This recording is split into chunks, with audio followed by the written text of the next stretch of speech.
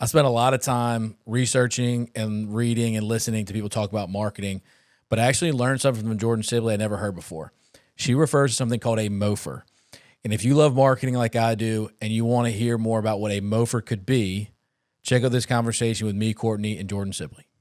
From a higher level, this is a podcast and a show where we're going to be helping business owners become better business owners. Yep. And you have several different hats that you've worn in your life, and your family has several different hats.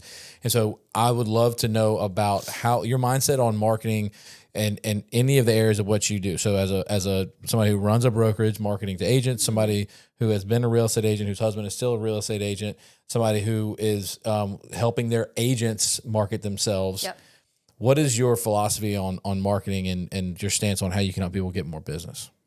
So when it comes to marketing and actually spending money on it, the big thing that we coach our agents on is, does your marketing piece have a MOFER? What's a MOFER? Make offer for immediate response. Don't go buy a print ad that's a quarter page of you standing there with a sold sign.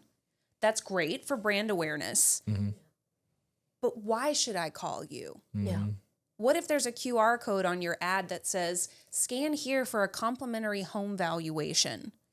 That's a MOFER. Yeah. Now I can track to see if the ad dollars I spent on that print ad are actually converting Nice. and returning me, making a return on my investment. Yeah. So that's a big thing, is if you're going to market, no matter what you're doing, even if you're a lender and you're going to provide food for a broker open, what is the MOFER? Why should people call you instead of them? Yeah. And teaching agents the mindset around that. Yeah. That's People great. tune into one radio station and one radio station only. I always get the acronym wrong, but it's what's in it for me Yeah. event, right?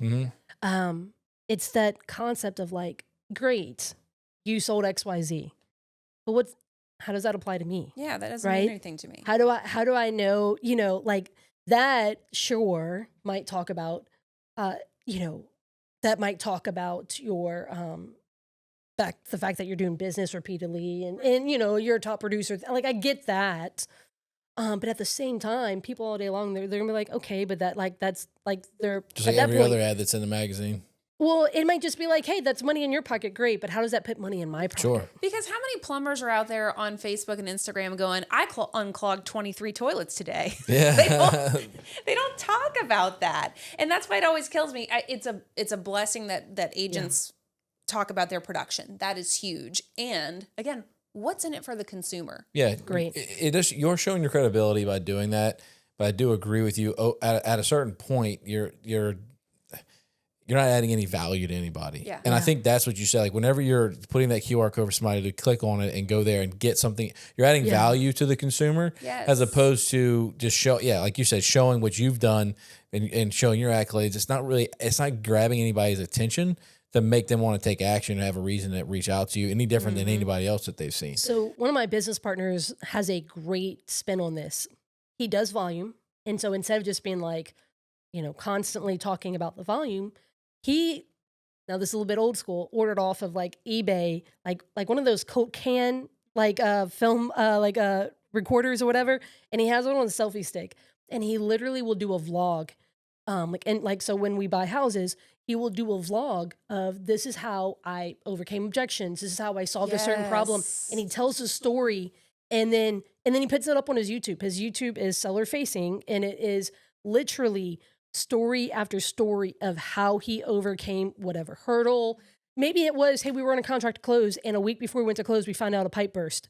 And we talked through that. It could be, this house had fire damage. And so we bought it as is, no utilities on this, like whatever the nature of the situation was. Cause then people would be like, wait, I've got a property that I inherited that has issues like that, and so that can pull the client in. And so it's not a problem. Like your volume isn't the problem. It's how you're talking about it. Yeah, people don't care how much you know until they know how much you care. Sure, bring it home. So maybe you say, your picture's in the magazine and it says, I helped 43 first-time homeowners realize the gift of homeownership this year. Scan this QR code for my home buyer guide. So you can be the next one. Yes. Yeah. I love it. Yeah, I love but it. you added value there. But I also think that one of the things that agents miss sometimes is that they don't really know who their ideal client is. True. They don't want to limit who they're doing business with, so they don't want to define who that person is. So then they market in a whole bunch of different ways, and they're not being intentional and direct about reaching to a specific person. And so, I've had agents come and tell me like that my ideal client, and after us having a little bit of conversation and dialogue and me helping them identify their ideal client, they said, well, my ideal client's a 45 to 60-year-old woman who, and I like, what do they do for fun? They like to go buy shoes and go buy clothes. Like, well, go to the boutique and take a couple of pictures of some shoes and some clothes and say, hey, this is where the deals are at. Post that on your page. And now your ideal client goes to your page and you're marketing directly to who your ideal client is. Then go to the lady behind the register and say, hey, I love your store. Let me take a picture of you and talk about who you are on my page. Now you're promoting them. So next time they'll have somebody who mentions they might be buying a house, or you say, well, you should reach out to my friend. So you're adding advocates to your team. So, and similarly, if you're looking for first time home buyers, the magazine ad that says, hey, get my home buyer guide here. Yeah. That allows you to speak directly to who you're looking for. But if you're looking for somebody who's buying their second or third home, you're not going to market in that magazine and maybe at that location. And so I think that agents miss that process of identifying their ideal client to understand what the issues are that are between their ideal client and what they want, and then being able to solve that problem. Well, it's about shooting with specificity instead of shooting with generality. Because even if you go after that specific target, you will still get 100%. the generality. But if you go for everyone, you're not likely to get the specificity that you want in your ideal client. Zig Ziglar said you can have anything in life that you want if you help enough people get what they want. He also said you can have anything, but you cannot have everything.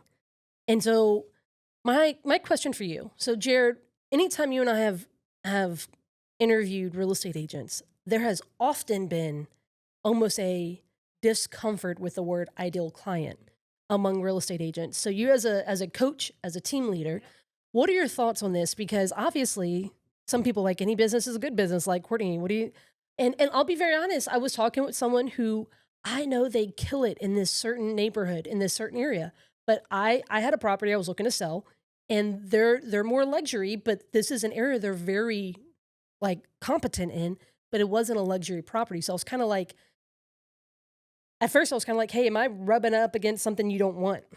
Right. And so what are your thoughts on that? Should agents have a niche? Should they have an idea, like an ideal client? What are your thoughts around that topic? So I think, the beauty of this business is you don't have to work with every client who comes your way. There are some, like for instance, it's kind of funny. My husband happened upon a niche. It really wasn't even intentional, but he has done a lot of business with seniors who are transitioning out of being single family homeowners, moving into assisted living. Okay. And there's a really special process they have to go through. Yeah. And there's a lot of Language, vocabulary, all that. And John has really focused in on that niche. It doesn't mean that people aren't still calling him to sell the quintessential uptown condo or house in Mandeville. It's that he has a specific set of skills that have been helping the senior community, and that word has spread to other assisted living facilities. So again, it's a mindset of abundance. He knows the other business is going to continue coming if he maintains relationships. Yeah.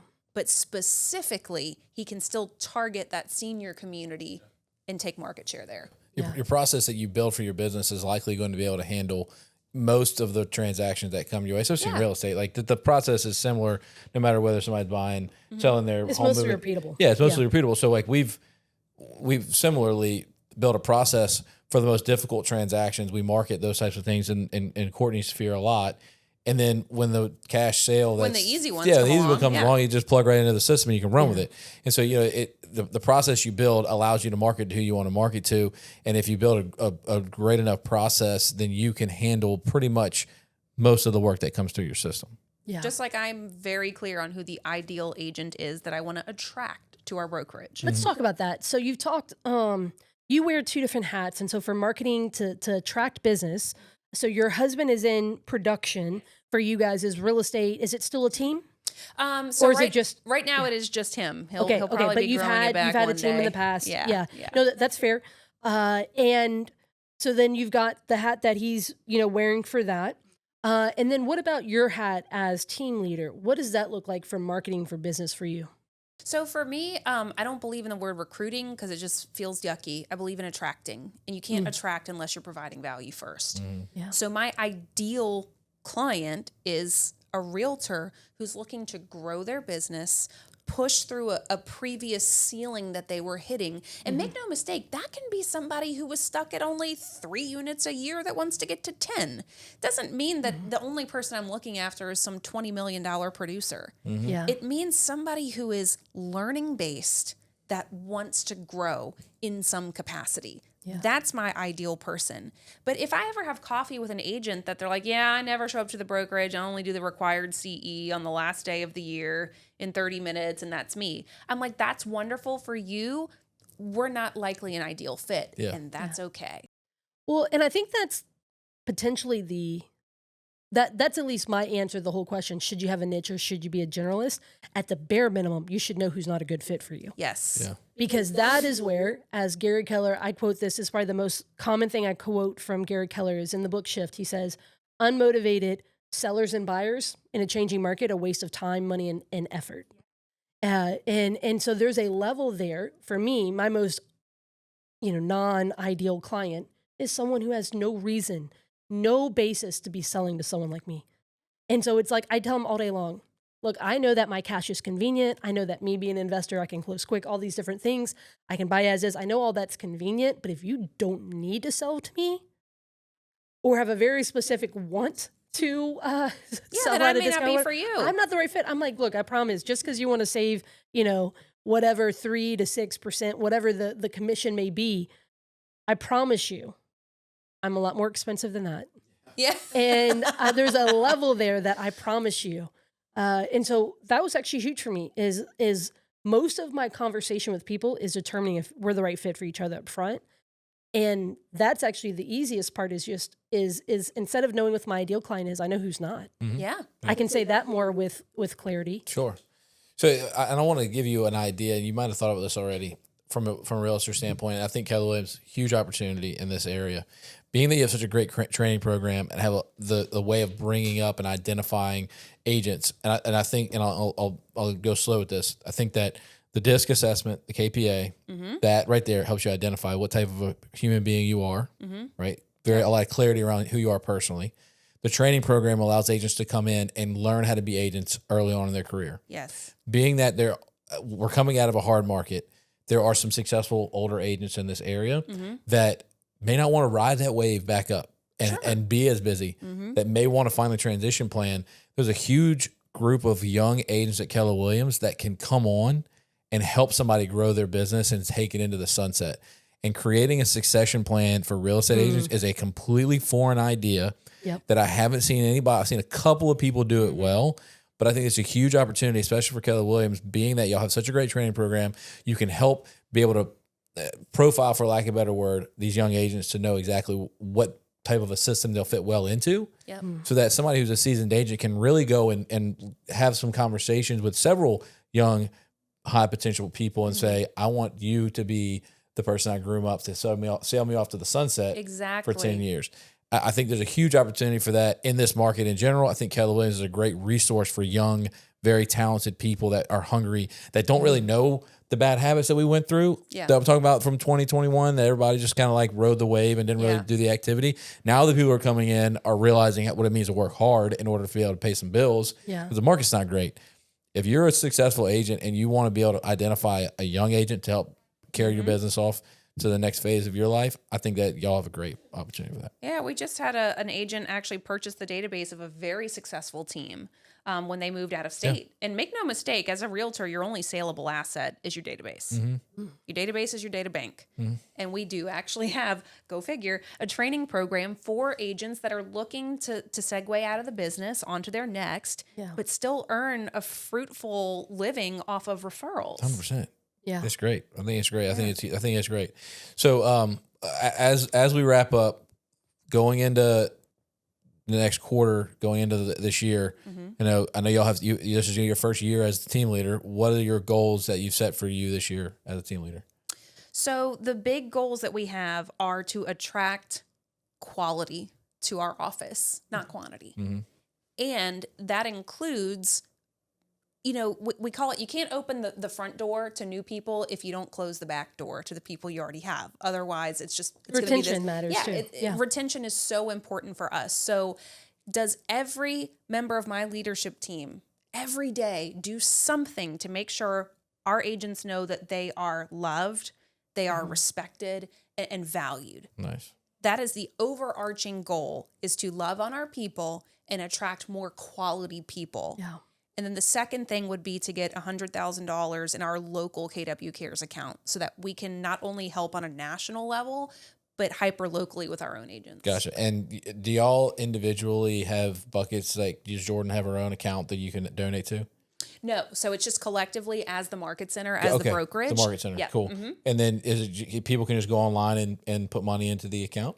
Yeah. Like, how do you grow that bucket? Yeah. So we actually are working on making our local bucket, it's called We Care, a 5013C, so that it's more easy for people on the outside to donate. And also beneficial. Yeah. Yeah. But they can absolutely contact me or anybody in our office and make a one-time donation to KW Cares.